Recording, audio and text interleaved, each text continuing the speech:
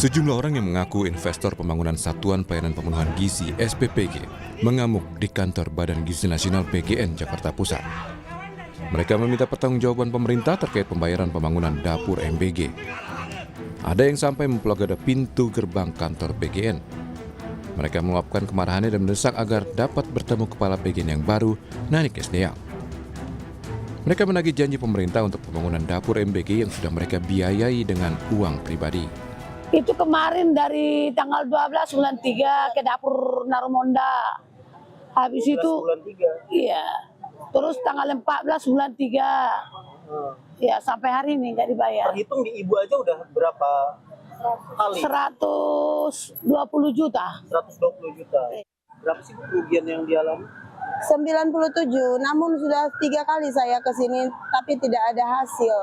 Sementara ongkos dari sana ke sini aja sudah berapa ya? Menanggapi kabar sejumlah SPPG berhenti sementara karena anggaran belum turun, Kepala BGN, Nanik Esdeang menyatakan dana operasional untuk MBG sudah dicairkan.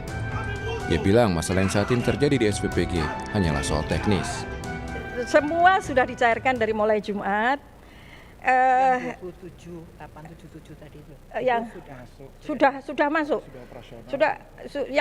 Jadi memang ada beberapa yang yang Jumat itu sudah dicairkan. Yang Senin ini juga dicairkan. Tadi kalau nggak salah kami dapat laporan 5T ya Ibu ya, dicairkan hari ini. Jadi tidak ada masalah, ini masalah teknis saja. Badan Gizi Nasional memang tidak menambah pembangunan dapur SPPG yang baru. Ini tak lepas dari efisiensi anggaran MBG agar tidak membebani keuangan negara. Efisiensi ini kami lakukan yang pertama melalui moratorium. Moratorium ini bukan titik baru, tetapi juga dapur-dapur baru. Bila per hari ini totalnya berapa besar ya? 7.877. Jadi per hari ini jumlahnya titik dapur yang operasional berdasarkan virtual account itu 27.877. Nah, kita hentikan dulu ke situ. Kita akan tata. Kita tata apakah dapur ini melayani, ini sudah bisa melayani sebetulnya dengan penerima manfaat yang ada, atau sebetulnya malah kelebihan. Efisiensi ketat ini bergulir di tengah pengakuan mengejutkan mantan Wakil Kepala BGN yang juga tersangka korupsi tata kelola MBG, Sony Sonjaya. Sony klaim akan membongkar adanya gurita intervensi struktural lintas instansi. Tidak main-main, sedikitnya 26 nama tokoh besar dari lingkaran eksekutif, legislatif, hingga organisasi kuat diduga bergerilya demi memperebutkan jatah proyek dapur makan bergizi. Firma hukum Temis Indonesia yang tergabung dalam MBG Watch mendesak kepala BGN yang baru untuk evaluasi menyeluruh pengelolaan MBG. Salah satunya dengan membuka data ke publik. Transparansi penuh atas siapa saja pejabat atau tokoh politik yang bermain dalam proyek ini menjadi harga mati untuk mengembalikan kepercayaan publik. Yang urgent harus diperbaiki segera menurut saya adalah hal itu.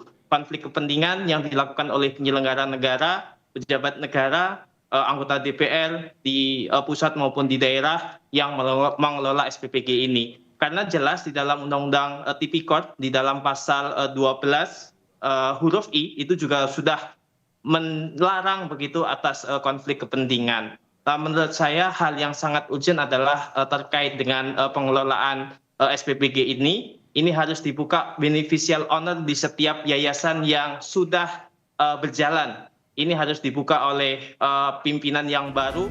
Desakan serupa sebelumnya juga disampaikan mantan Wakil Ketua KPK, Laude M. Syarif, agar tersangka Sony Sonjaya membuka daftar nama besar yang diduga terlibat dalam proyek dapur MBG. Ia khawatir daftar nama pejabat tersebut menguap dan hilang di tengah jalan jika tidak segera diekspos ke publik. Tim Liputan, Kompas TV.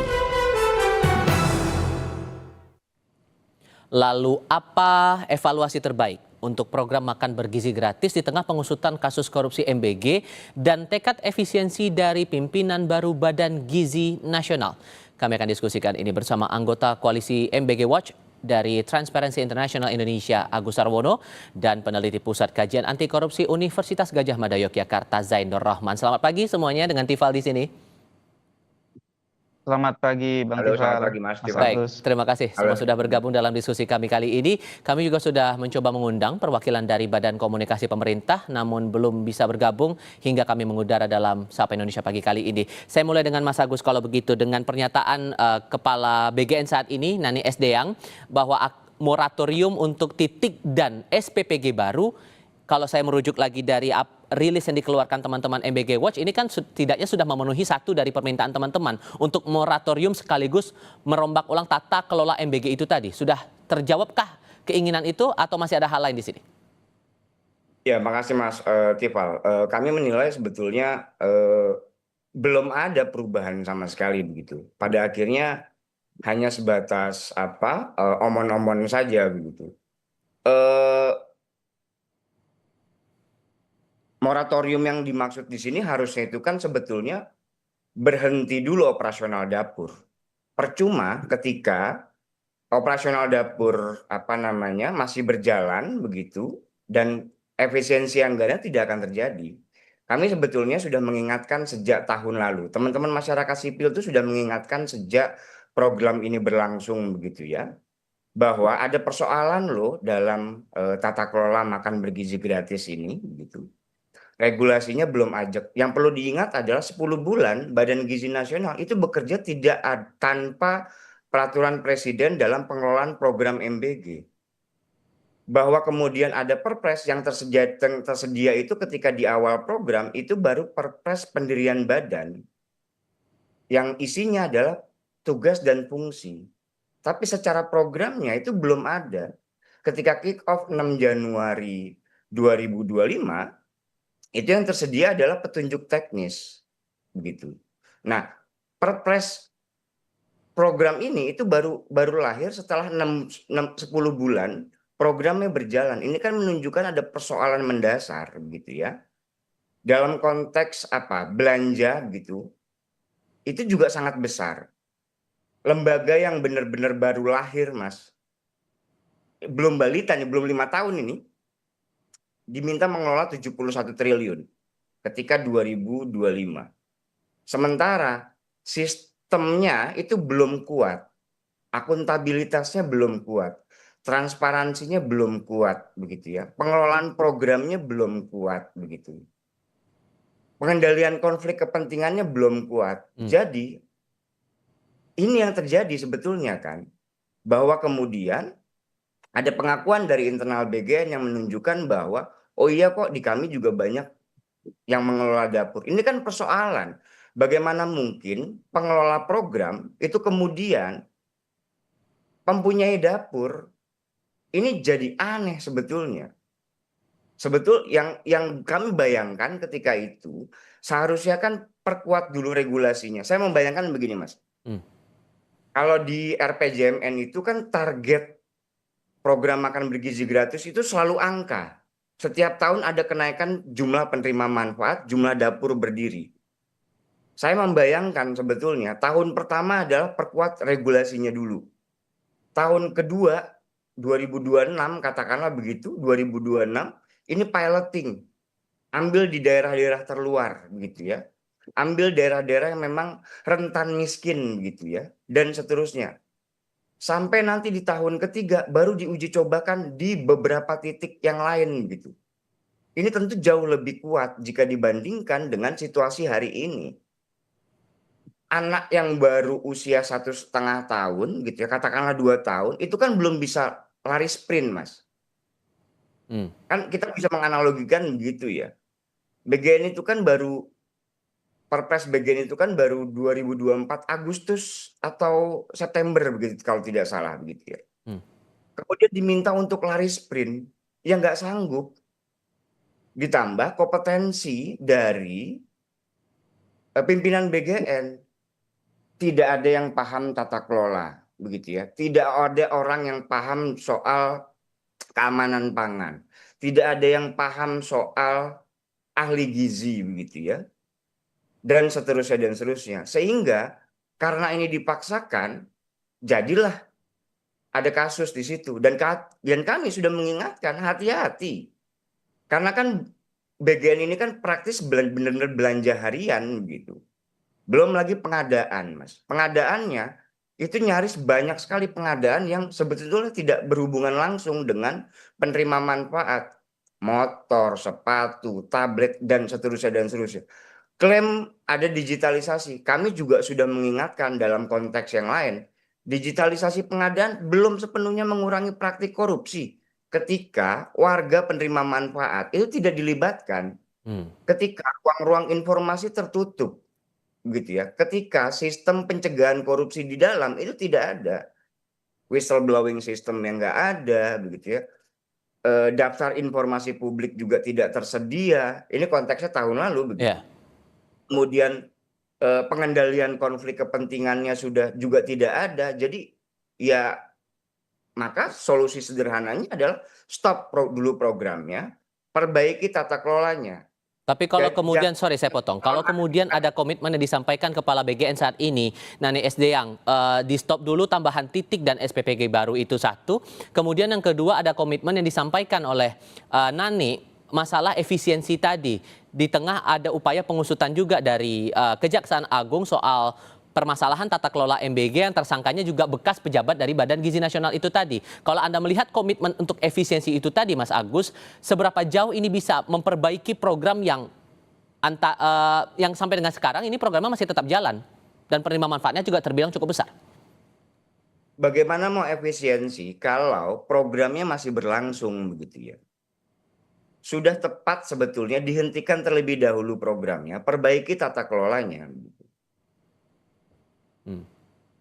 Nah, moratorium yang kami maksud di sini adalah hentikan dulu programnya. Jangan ada operasi di dapur, begitu ya. Ini kan jadi makin kelihatan selama 2-3 hari terakhir, begitu. Ketika dapur berhenti, yang marah-marah kan sebetulnya bukan penerima manfaat, dalam hal ini siswa, tapi pengelola dapur. Pertanyaan utamanya sebetulnya, siapa sesungguhnya penerima manfaat program makan bergizi gratis? Bukan siswa, Mas. Tapi pengelola dapur. Pengelola dapur, yang pengelola dapur tentu jangan-jangan punya kepentingan di sini. Punya orang yang berkuasa di sini. Jadi kami mau sampaikan bahwa program ini memang didesain sedemikian rupa untuk menjadi perburuan rente. Bahkan statement kami cukup clear sebetulnya. Program ini gagal sejak dalam perencanaan. Begitu kira-kira. Oke, Mas Zainur, kalau merujuk lagi dari pernyataan Mas Agus soal aturan hukum regulasi yang berkaitan dengan program ini, makanya kemudian ada celah main-main dalam tanda kutip yang diungkap oleh Kejaksaan Agung yang pada akhirnya membuat 3 mantan pejabat BGN itu terjerat dalam kasus korupsi tata kelola MBG itu tadi. Karena memang dari sisi desain kelembagaan itu masih sangat prematur.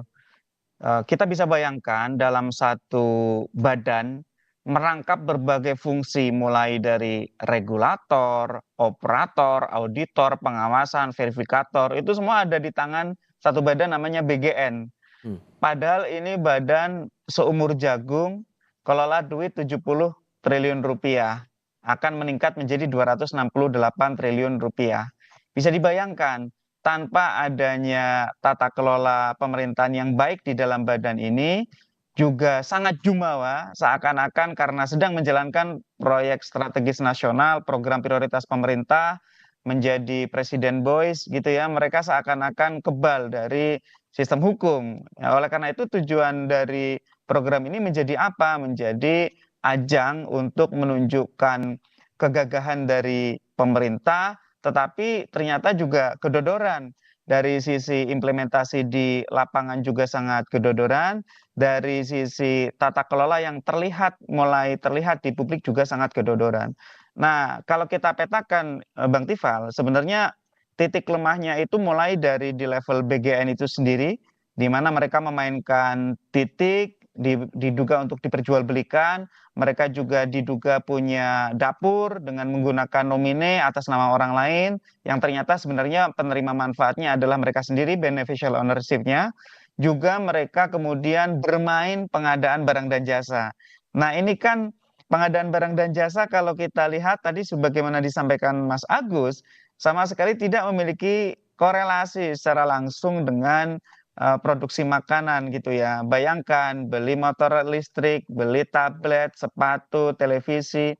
Padahal di tengah kondisi fiskal Indonesia yang sangat-sangat terbatas saat ini, gitu ya, seharusnya program itu tepat sasaran. Tetapi ternyata tidak, mereka karena dianggap sebagai program prioritas presiden, program prioritas nasional, kemudian apapun dibuat-buat. Sehingga memang jangan-jangan sejak awal logika berpikirnya itu bukan logika berpikir ingin menyelesaikan stunting, tetapi logika berpikir proyek.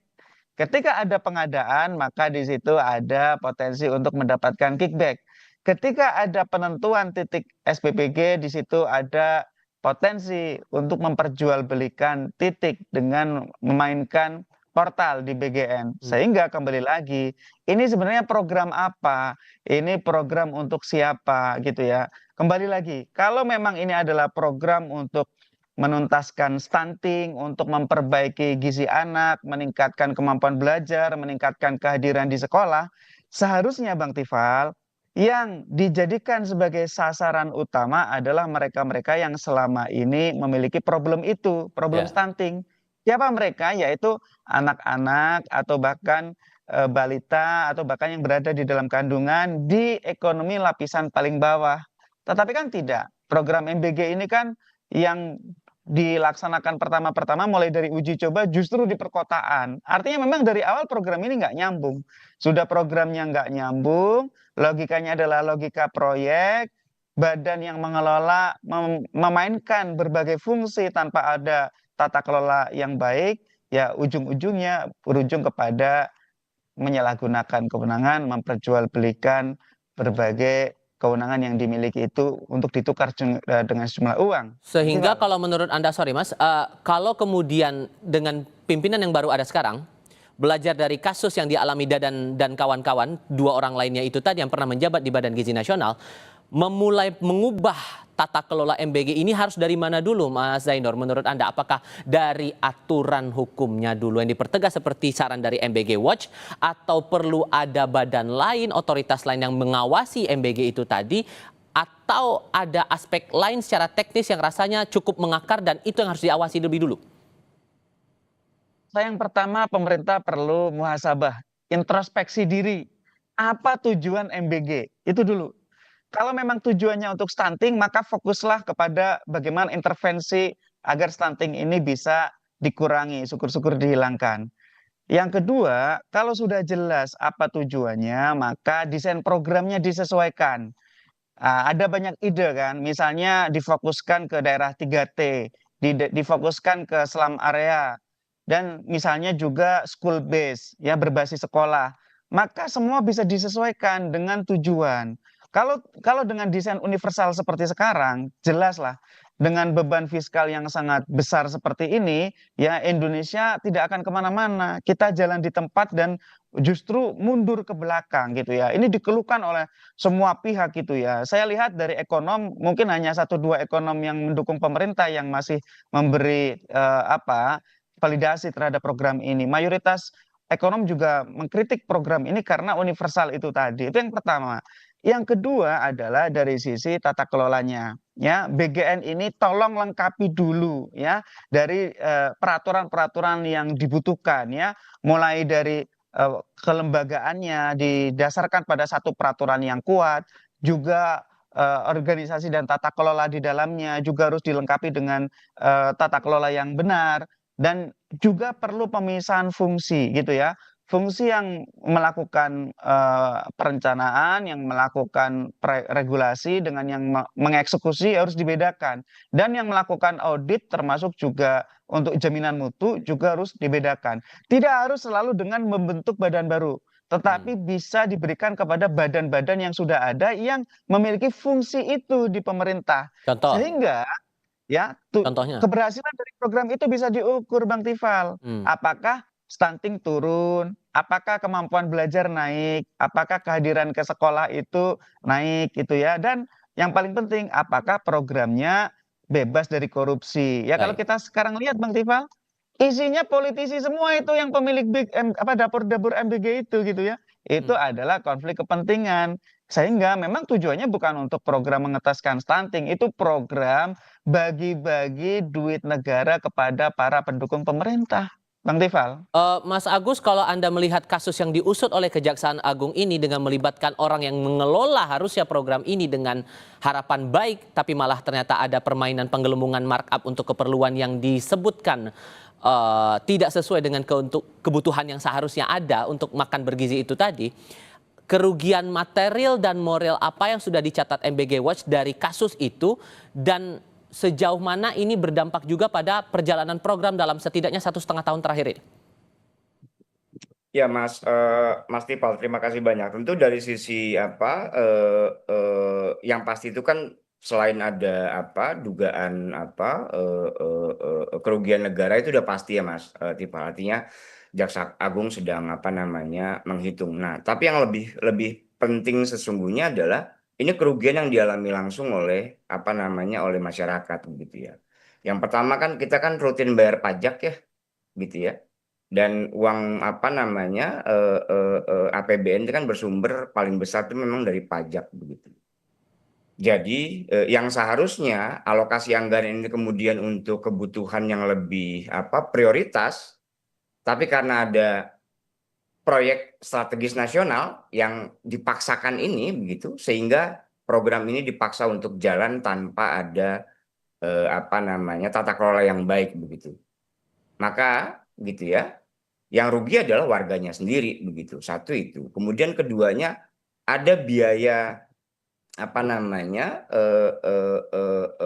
cost yang seharusnya itu bisa dinikmati oleh warga begitu. Dan kan biaya untuk distribusi makan itu nilainya kan lebih sedikit jika dibandingkan dengan pengadaan-pengadaan yang sesungguhnya tidak berdampak langsung. Tadi Mas Jen sudah mention itu sebetulnya. Ada sepatu, ada tablet, ada kaos kaki dan seterusnya. Apa manfaatnya begitu? Kan itu yang jadi pertanyaan besar begitu ya. Yang kedua, tentu dampak lainnya adalah soal legitimasi terhadap program itu sendiri begitu ya. Instrumen yang seharusnya dipakai untuk meningkatkan, klaimnya kan sebelum untuk meningkatkan kualitas sumber daya manusia begitu ya. Penanganan gizi. Kemudian penguatan ekonomi lokal. Tapi kemudian apakah ini terdampak bagi pelaku UMKM di wilayah sekitar SPPG? Kan tidak. Malah yang terjadi adalah tadi Bang Zen sudah mention sebetulnya soal konflik kepentingan. Yayasan yang kemudian terafiliasi dengan partai politik, yayasan yang kemudian terafiliasi dengan anggota DPR RI dan juga DPRD begitu, yayasan yang kemudian terafiliasi dengan kepala BGN begitu, yang sesungguhnya menjadi moralnya menjadi runtuh begitu. Dan sesungguhnya kan saya sepakat dengan Bang Zen tadi, ini bukan program, ini memang benar-benar proyek gitu ya. Kalau program itu kan ada baseline-nya Mas. Masalahnya di program makan bergizi gratis ini nggak punya baseline. Dan apa dampak yang terlihat, atau bukan dampak, lebih kepada aduan yang diterima oleh teman-teman MBG Watch dari masyarakat soal perjalanan program ini 1,5 tahun yang ternyata kita ketahui ada main-main di sini? Yang paling banyak aduan kami itu soal kualitas makanannya Mas. Gitu ya. Yang paling banyak di kami itu adalah soal kualitas makanannya begitu. Yang sesungguhnya itu kalau dinilai, kalau bayangan kalau hitungan kami itu tidak lebih dari 8.000 satu ompreng itu begitu. Sementara alokasi anggaran yang dialokasikan itu kan 15.000. Oke lah, ada 5.000 yang kemudian dipakai buat operasional dan insentif. Tapi kan ada komponen 10.000 yang dipakai untuk biaya makan gitu ya. Kalau kita asumsikan 8.000, maka kan ada potongan sekitar 2.000 rupiah. 2.000 rupiah dikalikan berapa? 3.000 paket per hari di tiap-tiap SPPG itu udah nampak besar anggarannya sudah sangat besar begitu. Jadi tentu yang dirugikan oleh penerima manfaat yang sesungguhnya dia harusnya bisa menikmati kualitas makan yang jauh lebih baik, tapi justru karena ada tadi Mas Dan sampaikan ada ada konflik kepentingan yang kemudian ada perburuan rente di sana sehingga kualitas makanan yang diterima itu sangat sangat buruk begitu. Baik, Mas Zainur, dengan semangat dari jajaran pimpinan BGN yang baru saat ini untuk efisiensi, menahan dulu jangan sampai ada titik dan SPPG baru, sejauh mana kemudian ini bisa memperbaiki keadaan yang ada sekarang kalau dari kacamata teman-teman Pukat UGM sendiri? Ya, beban fiskalnya itu sudah terlalu besar di kondisi sekarang ya. Pemerintah juga kesulitan terhadap pendanaan untuk program-programnya. Mau nggak mau memang MBG ini harus dievaluasi. Menurut saya bukan sekadar moratorium titik baru, titik-titik yang sudah ada juga perlu dievaluasi. Apakah yang pertama, apakah titik-titik yang sudah ada itu hasil beli? Kalau beli itu hanya suap, suap adalah tindak pidana korupsi. Maka kalau terbukti ada yang membeli titik itu harus dicabut, ya, harus dihentikan kemitraannya. Yang kedua, apakah titik-titik itu adalah titik-titik yang sesuai dengan tujuan program MBG, yaitu intervensi untuk menurunkan stunting, meningkatkan kualitas sumber daya manusia. Kalau titiknya ada di perkotaan, dia serve untuk sekolah-sekolah yang sebenarnya tidak membutuhkan MBG, ya itu perlu dievaluasi gitu. Jadi menurut saya kembalikan kepada tujuan asal. Kalau tujuan asalnya memang untuk meningkatkan gizi, ya yang paling kurang gizi daerah 3T, daerah slum area, daerah-daerah yang miskin, daerah-daerah yang kekurangan. Itu kemudian perlu. Nah, datanya dari mana? Perlu menggunakan data dari misalnya Kementerian Kesehatan, data dari Kementerian Sosial, data apa? Data stunting, data kesejahteraan sosial, itu bisa dimanfaatkan untuk menentukan seharusnya titik itu di mana sih. Titik ini kan mayoritas di kota, Bang Tifal. Kenapa ya? Karena logikanya adalah logika proyek. Yang kedua, ini sudah banyak sekali perburuan rentenya gitu ya. Jadi menurut saya tidak cukup gitu ya, harapan-harapan dari pimpinan BGN yang baru gitu ya. Ini memang perlu untuk dilakukan review terhadap program ini dengan meminta bantuan kepada KPK menggunakan instrumen corruption risk assessment pasca kasus hukum ini. Untuk apa? Perbaikan tata kelola dan dikembalikan kepada tujuan awal. Bang Tifal. Baik, Mas Zainur, Mas Agus, terima kasih banyak sudah mau berdiskusi bersama saya pagi ini. Sehat selalu untuk Anda berdua. Selamat pagi. Selamat pagi, Mas. Pagi. Makasih banyak.